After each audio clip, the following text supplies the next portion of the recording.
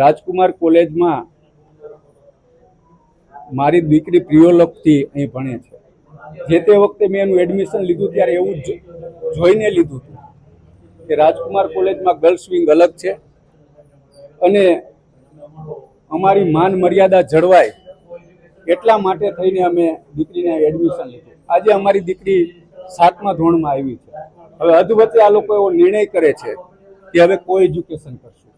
એટલે અમે રજૂઆત કરી કે સાહેબ આવું ન કરવું, અને કોઈ એજ્યુકેશનના અનેક જે કહેવાય કે એના ગેરફાયદાઓ અમે જણાવ્યા. એની પાસે એક પણ એવું રીઝન નથી કે કોઈ એ માત્ર ને માત્ર એવું કહે છે કે અમારી પાસે અમારી સંસ્થા પાસે જે કહેવાય કે ઇન્ફ્રાસ્ટ્રક્ચર ટૂંકું પડે છે એટલે અમે કોઈ એજ્યુકેશન કરીએ છીએ, ક્લાસને ભેગા કરીએ છીએ. તો એ સંસ્થાનો સ્વાર્થ છે. સંસ્થાના સ્વાર્થ માટે થઈને કોઈની પ્રતિષ્ઠા કે આ સંસ્થાની પ્રતિષ્ઠાને એ લોકો ઝંખવાણી પાડી રહ્યા છે. તો અમે એમને વિનંતી કરી, પણ તુમાખી ભર્યા શબ્દોમાં આપ કદાચ મીડિયાવાળા હાજર હશો, આપની હાજરીમાં એવું કીધું કે જો આ સ્કૂલમાં તમને પ્રોબ્લેમ હોય. અમે એવું પણ કીધું કે સાહેબ ડિસિપ્લિનનો પ્રોબ્લેમ છે, તમારું ફૂડ સારું નથી આવતું, ઘણા બધા પ્રોબ્લેમો છે. પણ આ એક પ્રોબ્લેમો હજુ અમે સહન કરતા આવ્યા. પણ આ પ્રોબ્લેમ અસહ્ય છે. આ અમારી ઇજ્જત આબરૂનો પ્રશ્ન છે, બાળકોના ભવિષ્યનો પ્રશ્ન છે, દીકરીના ભવિષ્યનો પ્રશ્ન છે. તો આમાં આપના નિર્ણયમાં તો એને એવું કહી દીધું કે એમ કે તમે બીજી સ્કૂલમાં એડમિશન લઈ લો. એટલે એની જો કમી છે.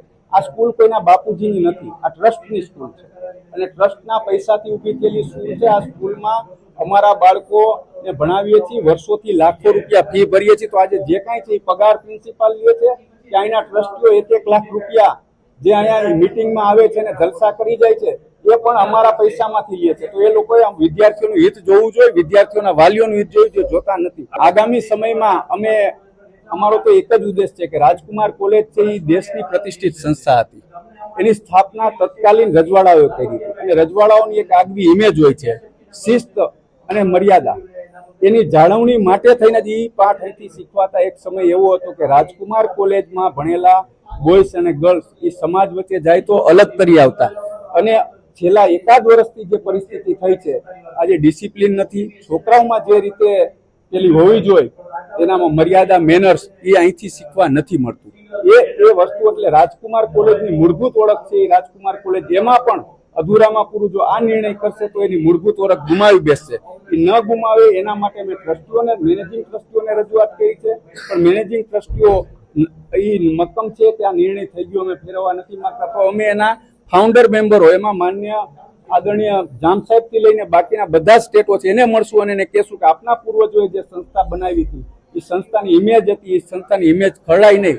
એટલા માટે આપ આમાં હસ્તક્ષેપ કરીને આ નિર્ણયને મુલતવી રાખવા માટે ટ્રસ્ટીઓને વિનંતી કરો કે આદેશ આપો. सक्सेना हूँ और मैं राजकुमार कॉलेज राजकोट का प्राचार्य हूँ। स्कूल का स्टैंड ये है कि स्कूल हमारे बोर्डर बच्चों की और डे स्कॉलर बच्चों की क्लासेस के सेक्शंस अलग कर रहा है और उस वजह से कक्षा 1 से लेकर 12वीं तक उसमें सारी क्लासेस में को एजुकेशनल क्लासेस होंगी। अभी तक सिर्फ 4th से लेकर 10वीं तक गर्ल्स और बॉयज़ अलग पढ़ते थे, लेकिन इस रीऑर्गेनाइजेशन को देखते हुए कक्षा 1 से लेकर कक्षा 12वीं तक सारी क्लासेस में गर्ल्स और बॉयज़ साथ पढ़ेंगे। अभी तक 1, 2, 3 और 11th और 12th में ऑलरेडी बॉयज़ और गर्ल्स साथ पढ़ रहे थे, बस बीच की कुछ क्लासेस थी जो अलग पढ़ रही थी, अब वो भी साथ पढ़ेंगी।